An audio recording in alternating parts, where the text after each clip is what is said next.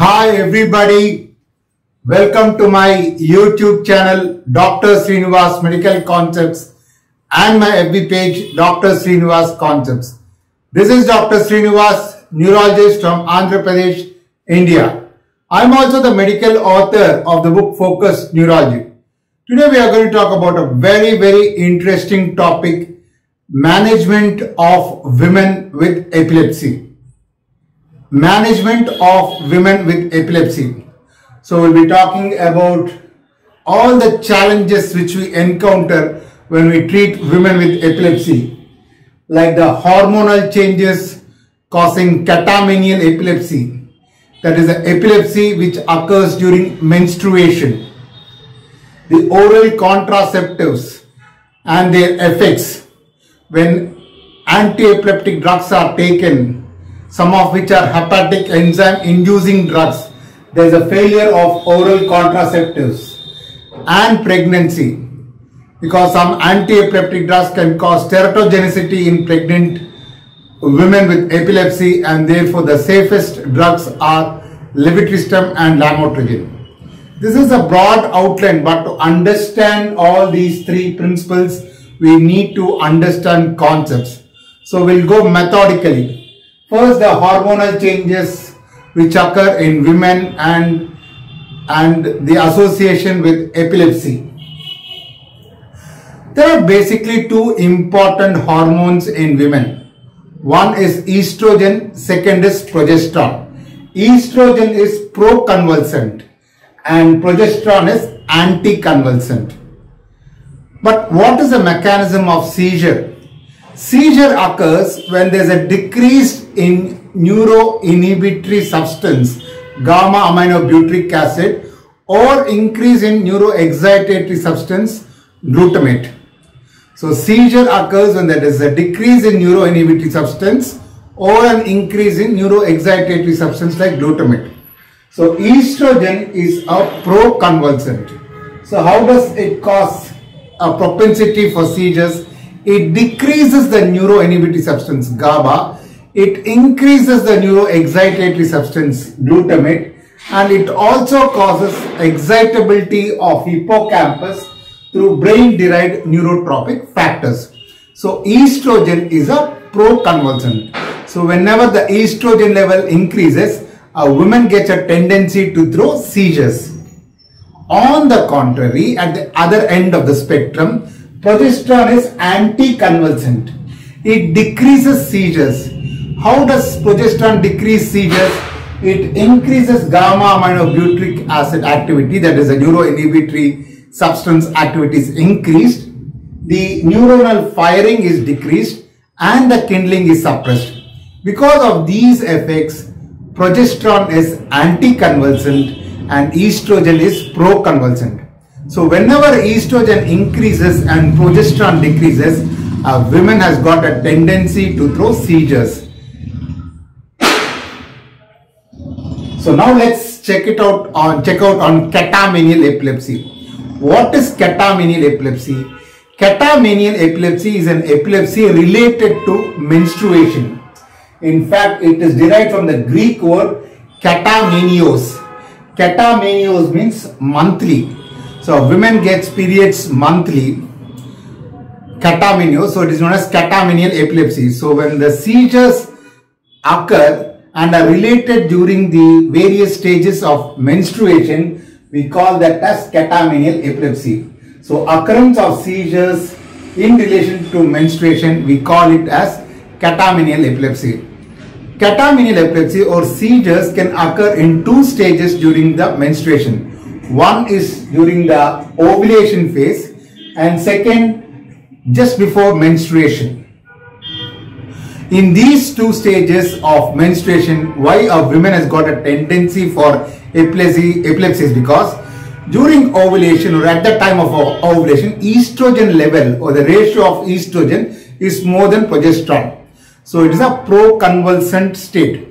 Likewise, just before menstruation, again estrogen level is more than the progesterone level. The ratio of estrogen is more than progesterone. So again a pro-convulsant state. So a woman has got a tendency to develop seizures during ovulation or just before menstruation because of the increase of estrogen to progesterone ratio. That is the time when the estrogen to progesterone ratio peaks. So how do we treat catamenial epilepsy? The first drug which we can give is clobazam. What is the advantage of clobazam when compared to other anti-epileptic drugs? Other anti-epileptic drugs like phenytoin, phenobarbital, sodium valproate or carbamazepine, once we start, we give it on a continuous basis. So we give it continuously. But then some of the seizures don't require anti-epileptic drugs on a continuous basis. Only at some stage they may require, or they may throw seizures only during that particular period. They would require anti-epileptic drugs. Example, in children. In children, when they develop high fever, then they can develop seizures, what we call as febrile seizures. So only during that particular time, if we give anti-epileptic drugs, that is sufficient. We need not give it on a day-to-day basis. Another example is hot water epilepsy. Some people develop seizures when they take hot water. So only during that particular period, if we give anti-epileptic drugs, it is sufficient. We need not give on a continuous day-to-day basis. Likewise, catamenial epilepsy. Women develop seizures only during certain phases of menstruation like ovulation or before menstruation. Only during that period, if you give, that is sufficient. So one anti-epileptic drug which is given intermittently, not on a continuous day-to-day basis, which is a very good drug to be given on which can be given on an intermittent basis, is clobazam. Clobazam is a wonderful drug which can be given as an intermittent therapy. Other anti-epileptic drugs have to be given on a day-to-day basis, but clobazam can be given as an intermittent therapy when the situation requires, when the situation demands. At that particular period, if we give clobazam, that is sufficient. So catamenial epilepsy, they get seizures only during certain phases, that is peri-ovulation or just before menstruation. So during that particular time, we can give clobazam 10 to 20 milligrams per day, 2 to 4 days before and few days after menstruation. The other drug which can be given for catamenial epilepsy is acetazolamide, carbonic anhydrase inhibitor. We give it as a 5 milligram per kg immediately before and few days after menstruation. How does acetazolamide act in catamenial epilepsy? Acetazolamide is a carbonic anhydrase inhibitor. It can cause 1. Metabolic acidosis. It can cause diuresis and therefore can cause dehydration. And third, it decreases the extracellular calcium level.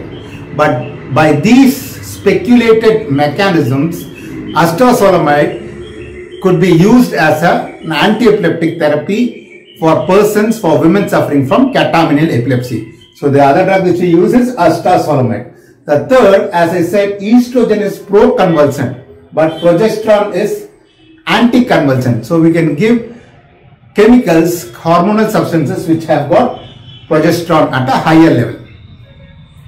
This is about catamenial epilepsy. Now let's talk about the oral contraceptive drugs. Oral contraceptives may be ineffective in some women who are taking a few anti-epileptic drugs, namely phenytoin, phenobarbital, carbamazepine. These are hepatic enzyme inducing drugs, and therefore when they induce hepatic enzymes, these oral contraceptive pills gets metabolized fast and therefore they become ineffective. So oral contraceptive failure may occur in women with epilepsy taking these drugs. So we have to be very careful in advising and counseling women with epilepsy who are taking oral contraceptive drugs. And then the most important state is pregnancy. The risk of teratogenicity with anti-epileptic drugs is only 2 to 5% as compared to 1 to 3% in general population. Normally, even a woman without epilepsy, if she becomes pregnant, the chances of fetal malformation, congenital anomalies in fetus developing is 1 to 3%. By taking anti-epileptic drugs, it increases by 2 to 5%. So an increase of hardly 2 to 3%. So when we are advised, when we are asked whether to continue anti-epileptic drugs or not during pregnancy, we should always say that the women should continue anti-epileptic drugs during pregnancy state, because the advantages are more than the disadvantages. The advantage is that it controls the seizure in mother and the fetus, and therefore the chances of the devastating effects of seizures on the mother and fetus can be prevented. The small disadvantage is that only 2 to 3% chance of congenital malformations are seen in the fetus, and that too can be circumvented by giving wonderful and safe anti-epileptic drugs like levetiracetam. Second, ideally only we have to give monotherapy as an anti-epileptic therapy in women. That is only one drug. If we increase the dose of the drugs, or if we give polytherapy, many anti-epileptic drugs, the chances of congenital malformation in the fetus also increases. So ideally we should give only monotherapy, only one single anti-epileptic drug. And generally what happens, because there is a tendency for congenital anomalies, we give preconceptually folic acid about 5 milligrams even before a woman becomes pregnant, so as to mitigate the effects of congenital anomalies which may be caused by the anti-epileptic drugs.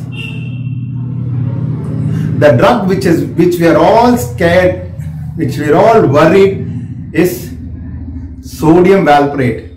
The only anti-epileptic drug which is totally contraindicated in a women with pregnancy and epilepsy is sodium valproate, and that too above 600 milligrams. If valproate is taken above 600 milligrams, there is a chance of congenital malformations of the fetus, especially neural tube defects.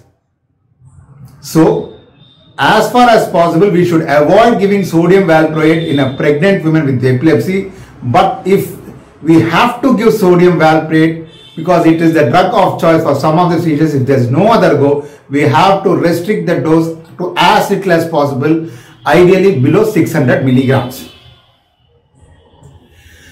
If a woman who is pregnant has got seizures, the safest anti-epileptic drugs are levetiracetam and lamotrigine.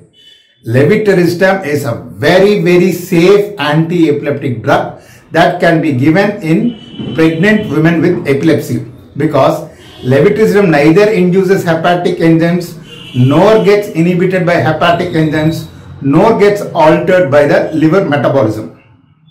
So levetiracetam is a very safe drug. It has got almost negligible interactions with other drugs, and it is very safe and does not cause teratogenicity in pregnant women. So a woman with epilepsy who becomes pregnant, and if we have to give anti-epileptic drug, the safest anti-epileptic drug is levetiracetam and then lamotrigine. Then another important concept is that if a woman with seizures becomes pregnant, what will happen to the frequency of seizures? Will it increase, decrease, or remain the same? Studies have shown that in some women it may increase, in some women it may decrease. Most of the time it is unaltered. So if we take all the overall picture into consideration, a woman with seizures, if she becomes pregnant, there is no increase or decrease in the frequency of seizures. It remains the same. It does not alter. Levetiracetam and lamotrigine are the safest anti-epileptic drugs to be used in a pregnant woman with epilepsy.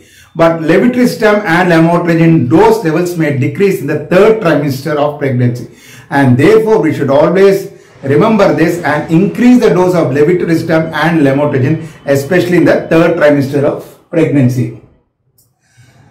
Another important concept is that pregnancy predisposes to arterial strokes, whereas after delivery the postpartum state predisposes to venous strokes. Pregnancy, what happens, there is an increase in procoagulant factors, and therefore arterial strokes, arterial infarcts are more common during pregnancy, whereas after delivery, postpartum, there is a decrease in the naturally occurring anticoagulant substances like protein C, protein S and antithrombin 3, and therefore in postpartum state there's a more chance of venous strokes. So when there's a venous stroke, we always have to give anticoagulants. There's no role for antiplatelets in venous strokes because venous strokes are caused by usually hypoperfusion. So these are known as red thrombus. Platelets have got no role in this. So when there's no role for platelets, there's obviously no role for antiplatelet therapy. So postpartum state, strokes are usually because of venous causes, cortical vein thrombosis, and here we have to give anticoagulants and not antiplatelets. Yeah, then the another concern is that the pregnant lady with epilepsy after delivery, if she has to breastfeed her child, what anti-epileptic drugs are safe? Almost all the anti-epileptic drugs are safe in breastfeeding. In fact, breastfeeding has to be encouraged. It increases the bonding between the baby and the mother. The only anti-epileptic drug which may be found in significant concentrations in breast milk is phenobarbital. Other than phenobarbital, all the anti-epileptic drugs are safe and can be safely given in mother who is breastfeeding her child. So, management of women with epilepsy is both joy and challenge. A challenge till we understand all these concepts, but once we understand these concepts, it becomes a joy to manage women with epilepsy. I hope you have enjoyed listening to my lecture. If you have any suggestions or comments, please post on to my YouTube channel, Dr. Srinivas Medical Concepts, and my FB page, Dr. Srinivas Concept. But please like and subscribe my YouTube channel, Dr. Srinivas Medical Concepts. Thank you. Bye.